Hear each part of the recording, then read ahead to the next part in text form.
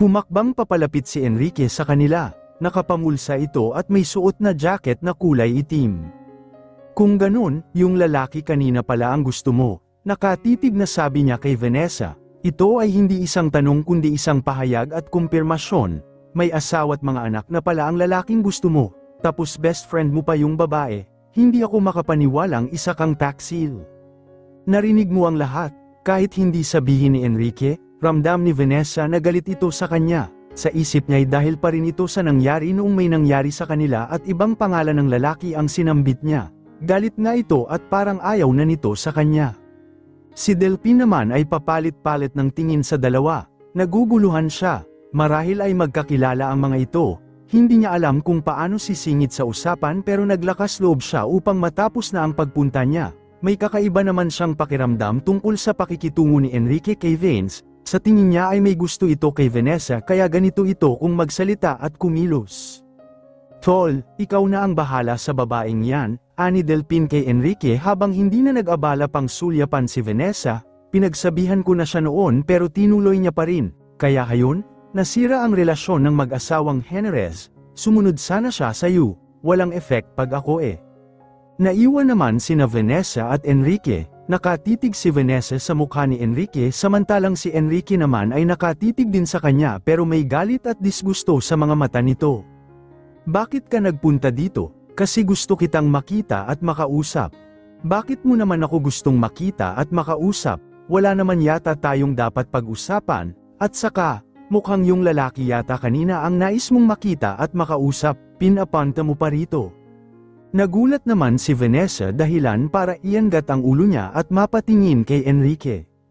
Kanina ko pa napansin yung babae kanina sa bar na naglalasing, nilapitan naman siya nung lalaking kaalis lang.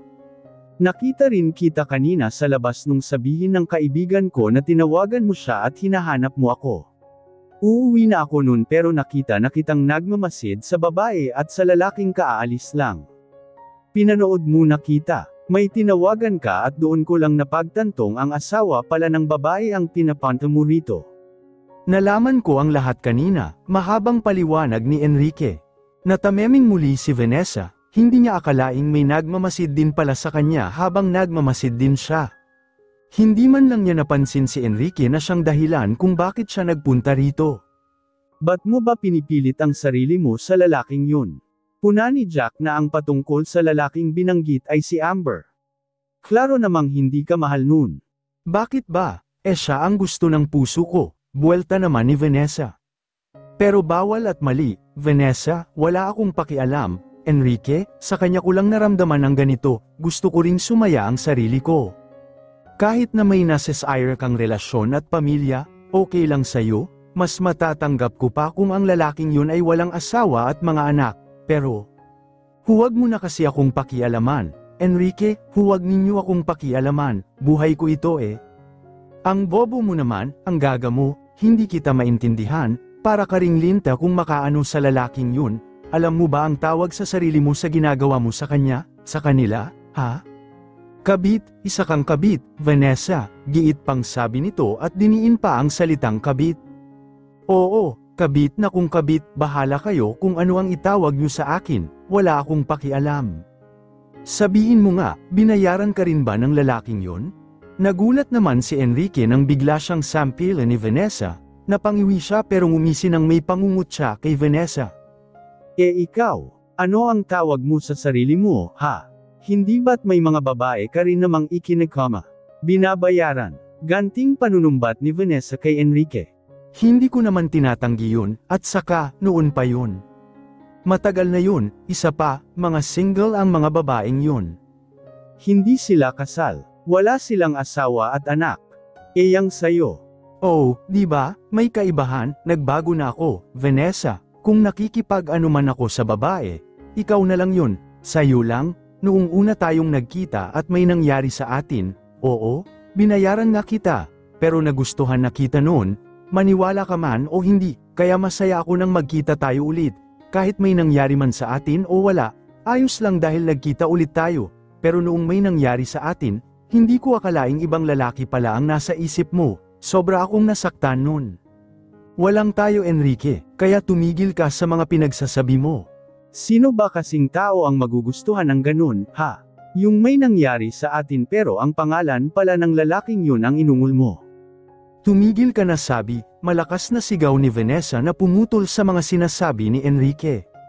Nagsimula na ring umiyak si Vanessa, ilang saglit lang ay bumuhos ang ulan at unti-unti itong lumakas, nababasa na silang dalawa, hanggang sa napagdesisyonan ni Enrique na iwan na lamang si Vanessa. Hindi na siya nag-abala pang pamukol ng tingin dito, nasasaktan siya kay Vanessa, sa mga pinagsasabi nito, pero wala na siyang magagawa. Napahawak si Vanessa sa dibdib niya na tila ang sakit nito, hanggang sa mapaupo siya at mapayuko at iniyak lahat ng nararamdamang sakit. Sa bahay naman ng mag-asawang Henaares, mahimbing nang nakatulog si Cornelia. Nakapatong ang kanyang magkabilang siku sa magkabilang tuhod habang hawak-hawak ang ulo niya ng dalawang kamay. Tila sumasakit ang ulo at hindi alam ang gagawin.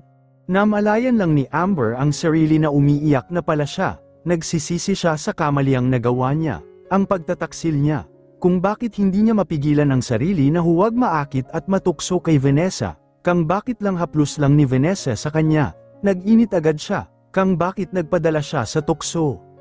Alam niyang hindi na magiging gaya ng dati ang kanilang pagsasama ni Cornelia, puwera na lang kung hindi mag-iba si Cornelia sa kanya, pero base sa mga kilos nito pagkatapos nitong malaman ang usapan nila ni Darren, nagsimula nang mag-iba ang samahan nila, hanggang ngayon nga ay ramdam pa rin niya ang malakas na sampal sa kanya ni Cornelia kanina. Mahal na mahal niya ang asawa niya kaya natatakot siya sa maaaring mangyari.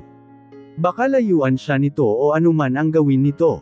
Naisip din niyang nagseselos nga siya at ayaw niyang magkasama sina Delphine at Cornelia pero siya mismo ay sobrang laki ng kasalanan niya sa asawa, hindi lang sila magkasama ni Vanessa, kundi may nangyari pa, kaya wala siyang karapatang magalit kay Cornelia dahil una sa lahat, wala namang ginawang mali si Cornelia. Niyakap niya ito at ilang beses na binulong ang salitang, sorry, habang walang patid pa rin ang pagpatak ng kanyang mga luha. Good morning, Han, nakangiting bati ni Amber sa asawang si Cornelia. Niyakap niya ito mula sa likuran at binigyan niya rin ito ng halik sa pisngi. Inalis agad ni Cornelia ang mga kamay ni Amber na nakapulupot sa kanya. Lumayo siya rito na ikinalungkot naman ni Amber. Kinuha niya ang gamit niyang pinatong sa sofa saka humalik sa pisngi ni Fiona na buhat-buhat ni Manang Doris at si Morris na nakakapit naman ang isang kamay sa damit ni Manang Doris. Bye, mga anak. Work na si Mommy, ha? See you later. I love you. Manang, mauna na po ako. Sandali, hiha. Hindi ka man lang ba kakain ng agahan? Umiling siya rito at ngumiti. Magko-coffee na lang ako sa office. Hindi na nag-abala pang sulyapan ni Cornelia ang asawang si Amber na nasa kusina pa rin. Amber, may problema ba kayo ni Cornelia? Nag-away ba kayo? Opo, Manang, kasalanan ko rin naman. Pero huwag po kayong mag-alala, gagawin ko ang lahat para magkabati lang kami ng asawa ko. Nais pa sana nitong tanungin si Amber ngunit wala naman siyang karapatan upang manghimasok sa problema ng mag-asawa, alam niyang malulutas din ng mga ito ang problema. Ito yata ang unang beses na nakita niyang nagkaganito ang mag-asawa. Late dumating si Vanessa sa trabaho, matagal itong nakatulog kagabi dahil sa pangyayari na siyang ikinasakit at ikinawasak ng puso niya, wala na yata siyang kakampi sa lahat, pamilya, kaibigan, katrabaho, mag-isa na siya. Wala na rin masyadong lumalapit sa kanya, kung siya man ang lumapit sa mga ito, lalo na sa mga lalaki, ramdam niyang iniiwasan siya. Nang magtungo siya sa loob ng banyo, doon na lamang niya nalaman kung bakit narinig niya ang masasakit na mga salita galing sa mga babaeng nasa banyo rin at pinag-uusapan siya. Hindi alam ng mga ito na nakikinig siya sa usapan. Aba, dapat lang sa kanya yun. Ang landi kasi. Nako, Bes, super true. Balita ko, nagkaaway raw kagabi sa labas ng isang bar. I forgot kung saang bar yun. Hala, Bes, alam mo rin pala yun. Of course. Ang dami ko kayang connections. Na-shock talaga ako kasi best friend pala ni Vanessa yung babae. At inakit niya ang asawa nito. Oh my gosh, nakakakilabot. Anong nangyari kay Mrs.? Hayon, kulang pa yata yung sampal na natanggap ni Vanessa. Ang kapal talaga ng mukha niya. Pinaglalaban pa talaga niya yung pagkakamali niya. I pity the wife. She looked pretty and mabait siya unlike Vanessa. Hay, naku, iba na talaga ang panahon ngayon, ang tapang na ng mga kabit. Correct ka, Bes, kaya good thing parang nilalayuan na siya ng mga boys dito sa company natin ngayon.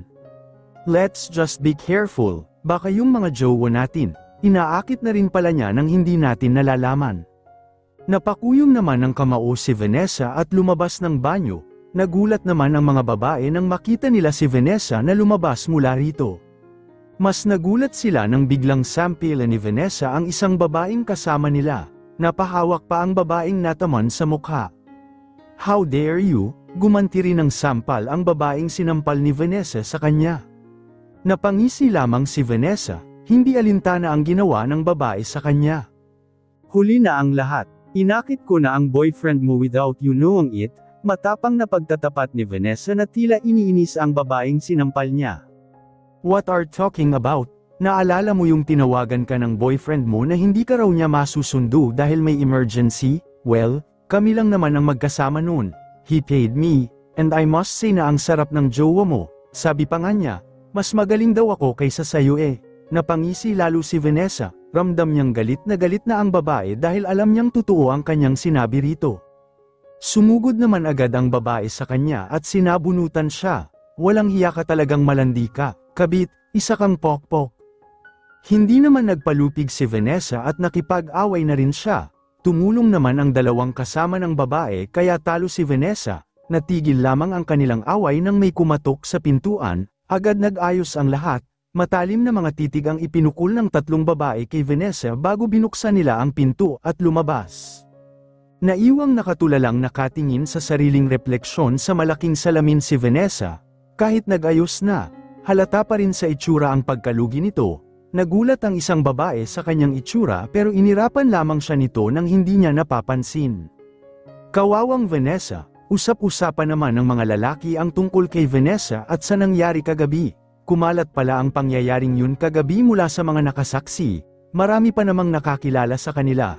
Si Amber na owner ng isang sikat na restaurant, si Cornelia na manager ng bangko, pati si Delphine na nasa mismong bangko rin at kilala rin dahil gwapo ito, at si Vanessa na maraming lalaking inaakit. Hindi inasahan ng lahat na kayang pumatol ni Vanessa sa may asawa na at pamilya. Nagulat din ang mga ito nang malamang kaibigan pa nito ang pinagtaksilan. Hindi rin maiwasan ng ilan kung bakit nagpatukso si Amber gayong kilala nila ito bilang mahal na mahal ang asawang si Cornelia. Gayunpaman, na kay Vanessa pa rin napunta ang mabibigat na mga salita mula sa mga kritiko. Samantala, kampi ang lahat kay Cornelia. Lumipas ang mga araw na hindi na masyadong pinapansin ni Cornelia si Amber sa kabila ng pagiging malambing at masuyuin nito. Gusto niyang kiligin at ngumiti pero nangingibabaw ang sakit na kanyang nararamdaman. Han, please, mag-usap tayo. Kausapin mo naman ako, miss na kita. Napakagat naman ng lobby si Cornelia upang pigilan sa pagbagsak ang nangingilid na niyang mga luha, lalo na ngayong nararamdaman niyang umiiyak na si Amber, ramdam din niya ang paggalaw ng isang kamay nito at sigurado siyang pinahid nito ang mga luha nito. Naawa si Cornelia sa asawa niya. Nasasaktan din siyang makitang magkaganito si Amber sa kanya. Pero sadyang mahirap kalimutan at ipagwalang bahala ang nangyari kina Amber at Vanessa. At isa iyong bangungot para sa isang babae. Sa isang tapat na asawang tulad niya. Han, patawarin mo na ako. Please, balik na tayo sa dati. Ngayon ay klaro na talaga ang pag-iyak ni Amber dahil sa garalgal nitong boses at paghagulgol. Pinahid naman ni Vanessa ang sariling mga luha habang nakayakap pa rin si Amber sa kanya. Hindi mo kasi naiintindihan ang nararamdaman ko. Alam mo bang bawat oras, hindi maalis sa isip ko ang narinig ko. Na may nangyari sa inyo. Narinig ko nga lang yun na may nangyari sa inyo, nasasaktan na ako. Paano na lang kaya kung nakita mismo ng mga mata ko yung nangyari sa inyo? Hindi ko kaya, hindi ko na alam, Amber. Masakit, si Vanessa pa talaga na kaibigan ko. May pasabi-sabi ka pa na nagseselos ka kay Delphine ikaw nga itong may ginawang kasalanan. Alam ko, Han, pilit akong nanlaban pero nagpadala ako. I'm really sorry, please, forgive me. Bumaklas na rin si Amber ngunit lumipat ang mga kamay niya sa magkabilang pisngi ni Cornelia. kapwa sila lumuluha. Hindi ganun kadali yun, Amber, gagawin ko ang lahat, bumalik lang tayo sa dati, hindi ko kaya ang ganito. Hindi mo kaya, tumango-tango si Cornelia at tila sarkastiko ang pagkakasabi ng mga salitang yon. Ikaw rin naman ang pumili ng desisyon, ikaw ang nagtaksil. You had a choice but hinayaan mo lang, hinayaan mong magkaganito tayo, hinayaan mong umiba ang samahan natin. Hindi mo inisip noon pa lang ang maaaring mangyari kapag nagpadala ka sa malanding Vanessa na yun, hindi mo ako inisip at ang mga anak natin, hinayaan mong magkamali kahit na alam mong mali at bawal, hinayaan mong saktan ako, hinayaan mo, Amber, hinayaan mo. Mas lalong napaiyak si Cornelia habang sinuntok-suntok niya si Amber sa magkabilang dibdib nito. Hinayaan lamang ni Amber si Cornelia. Wala siyang may hayag dito dahil inaamin niya ang lahat. Totoo ang mga binanggit ng asawa niya. Hindi pa ba ako sapat? Kulang pa ba yung mga ginawa ko para sa atin, para sa'yo? Sabihin mo nga, may pagtingin ka na ba sa babaeng yun? Nagugustuhan mo na ba siya? No, never, hon, hindi ko siya mahal, ikaw lang ang mahal ko, believe me. Alam naman ni Cornelia yun, nababasa niya ito sa mga mata ng asawa niya, kilala niya ito, at hindi pa ito nagsinungaling sa kanya. Yun din ang isa sa mga bagay na hinahangaan niya kay Amber, buti nga at hindi ito tumanggi sa kanya nang malaman niya ang tungkol dito at kay Vanessa, kung nagsinungaling pa ito, hindi lang doble ang sakit, mas higit pa doon. Samantala, lihim namang napabuga ng malalim na buntong hininga si Manang Doris, nasa kusina siya at nasa labas ng kusina ang mag-asawang Heneres kaya naririnig niya ang alitan ng mga ito. Nakumpirma niya ang kakaibang pakiramdam niya kay Vanessa dati. Kaya ayaw niya sa babaeng yun, parang hindi rin malaman ni Manang Doris ang gagawin at dapat niyang maramdaman. Hindi siya makapaniwalang ganito ang nangyari. Hindi ito makakarating sa mga magulang ni na Cornelia at Amber. Hahayaan na lamang nitong lutesin ng mag-asawa ang mga problema at hindi pagkakaunawaan, ngunit panalangin niya ay magkabati na ang mga ito, maraming maaapektuhan kapag nagpatuloy pa ang ganito, higit sa lahat, hiling niya ay sana lubayan na si Amber. Ate Cornelia, are you okay? Sa wakas ay naitanong din ni Jasmine ang matagal nang bumabagabag sa kanyang isipan, mula pa kasi kanina nang dumating siya rito sa bahay ng Kuya Amber ay napapansin na niya ang kakaibang mood nito, hindi naman ganito si Cornelia sa kanya dati, parang mag-best friends pa nga sila dahil kapwa sila madaldal at nagkakasundo sa mga bagay-bagay, nararamdaman pa niyang parang may mali. Tila hindi naman siya narinig ni Cornelia. Bagkus ay nakatunganga lamang ito sa kawalan habang pinapa-breastfeed ang anak nito, halatang hindi nakikinig sa mga kwento niya. Narito kasi siya upang dumalo sa birthday party ng kaibigan niya mamayang gabi, at sinamantala na niya ang pagkakataong madalaw ang pamilya ng Kuya Amber niya. Hello, ate, narito kaya ako in case nakalimutan mo. Sorry, may biglang sumagilang sa isip ko, pilit siyang ngumiti upang hindi makahalata si Jasmine. Hay nako, ate, kanina pa ako dumadaldal dito pero pansin kong hindi ka nakikinig. Kung may problema ka ba, ate Gi, pwede mong e-share sakin, kanina ka pa ganyan. Nako, ano ka ba, okay lang ako, o siya, balik na lang ako sa susunod, magpiprepare na ako, baka malate ako sa birthday party. Sige, ingat ka, magpaalam ka na muna kay Manang sa taas. Habang umaakyat ng hagdan, muli siyang napalingon kay Cornelia. Sinuri niya ito. Nakita niyang malungkot ang mga mata ni Cornelia. Parang matamlay ito at pamayat ng kaunti. Oh, Jasmine, hiha, hindi ka pa pala umaalis? Paalis na nga po ako, Manang.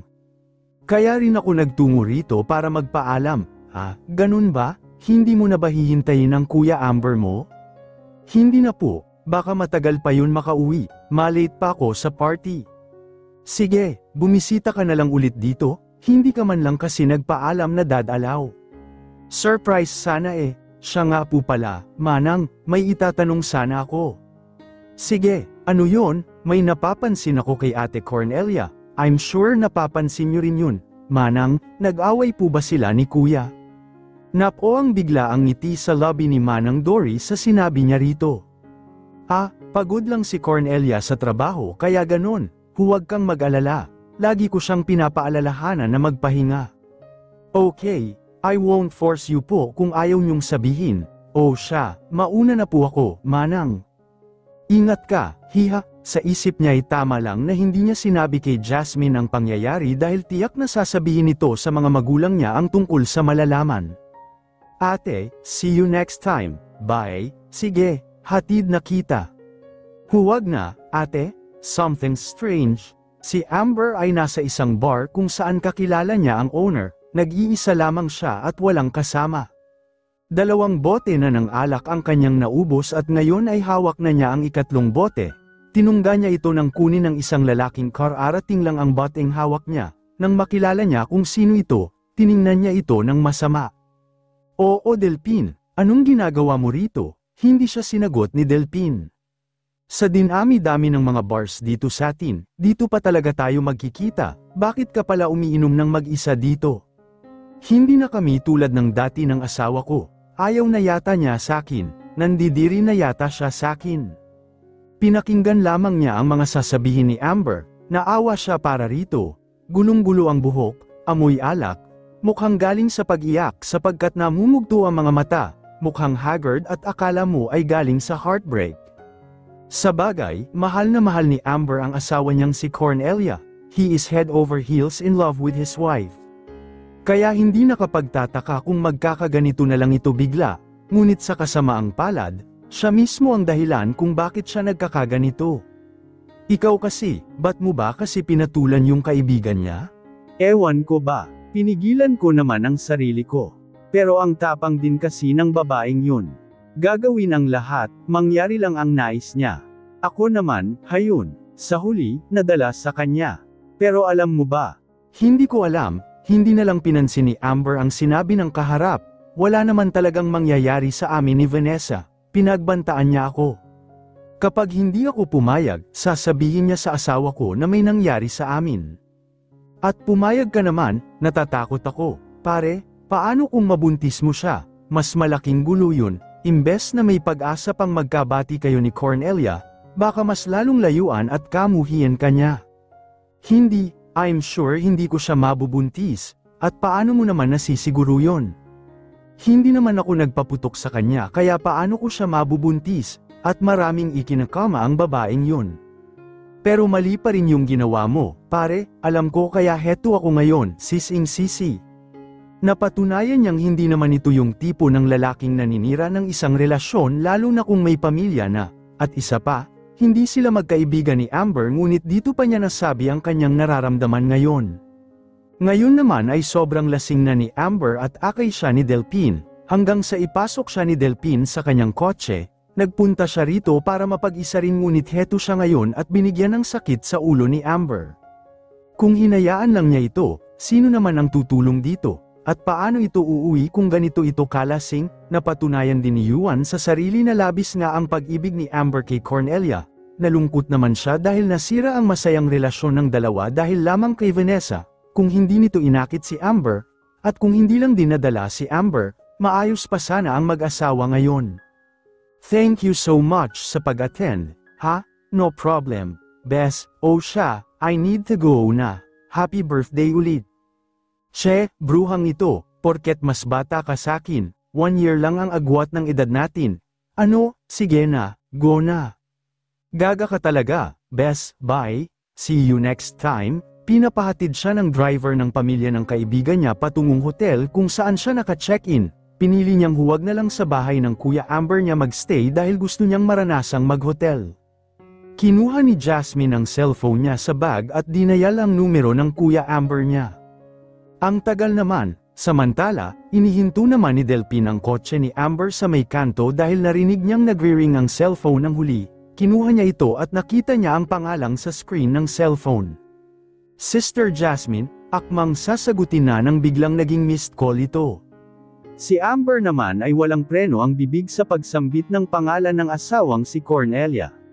Kesyo balik na raw sila sa dati, patawarin na siya nito, hindi na siya uulit, gagawin niya ang lahat upang magkabati lang silang dalawa at kung ano-ano pang sinasabi niya.